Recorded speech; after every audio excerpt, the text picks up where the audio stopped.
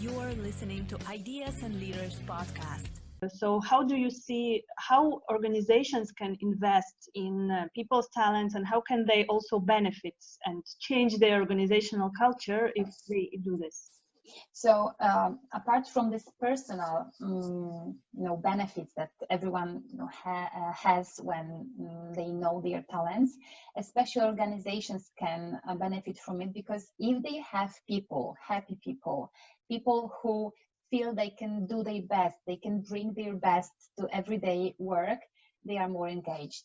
And of course, I often hear from some skeptical people that, okay, so does it mean that people will never do the things that are somehow difficult for them or that they don't like? Of course, such things happens, but if you have this, if the majority of your task is the majority of your responsibilities you do at work are based on your greatest strengths, you feel this empowerment, you have more energy, you feel successful, you feel the flow.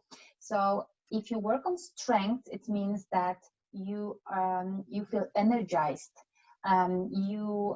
Sometimes you lose this sense of time because you are so passionate about something, and even if from time to time you need to do things that you don't like or that are maybe less satisfying for you, it gives still the great balance for that. So organizations are, I think, great, but so they benefit a lot from the strengths-based approach, and especially people who can, or employees who are aware of their strengths. They are also more I would say willing to propose new solutions to so they have this power inside of them to work more, to be happy, and it's not even possible. If you work on your strength, it's not possible that you will get the burnout. So this is important. So more and more organizations, they are more aware of that, and they let's say implement the strengths-based approach because it simply pays off. So it's just the good deal. Yes, absolutely. More engaged employees, more empowered, more energetic. This is what we all want for our teams, right? So what can we do to enable this? For example, if we are talking about the manager, team manager, how can they behave? How can they communicate with the teams in order to implement this strengths-based culture? So first of all, it is very much important that you have like this CEO support. If the leadership of the company believes that this approach is crucial, this is important, they can cascade it down. Without that, it's always difficult. But of course, managers themselves, according to Gallup research, in fact, managers are the most important people in the organizations because they work directly with people. So this is like in their hands, how they can motivate their employees, how they can influence them, and also how they can work with people's strengths. So what can managers do? It's very likely right now that many organizations turn from like ordinary structures or this I would say paradigm of a boss. Manager who is a boss is rather right now a manager who is also a coach.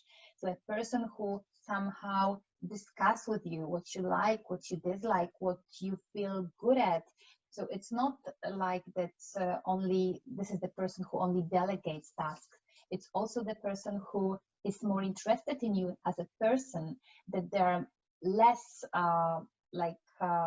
evaluations, I would say, but more discussions. So if you have this coaching approach, this strengths-based approach, there is a constant feedback, constant discussions, where people can really discuss it. Of course, you asked about how to discover those strengths. So this is also element of discussion.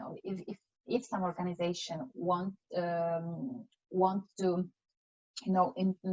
empower this strengths-based approach, they can of course use some Gallup Institute research, and they have also great materials and elements, but it's not only the way, so you can just this is like this focus. If they understand, managers, that this approach really bring the best of their people. If they see that when my people are able to, for example, first of all, know their strengths, then they can positively apply them into their work, they will definitely see very quickly the effects.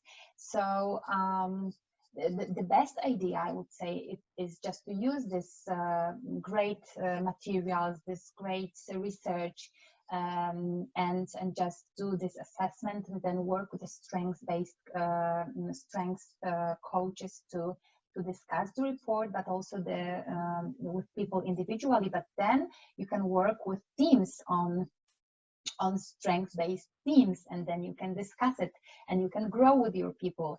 But it's not like it happens overnight, but it's like the long-term approach. But definitely I believe it really pays off to somehow make an effort to find it, to work with that, and then just benefit from the results of this strengths-based approach. Thank you for listening to Ideas and Leaders podcast.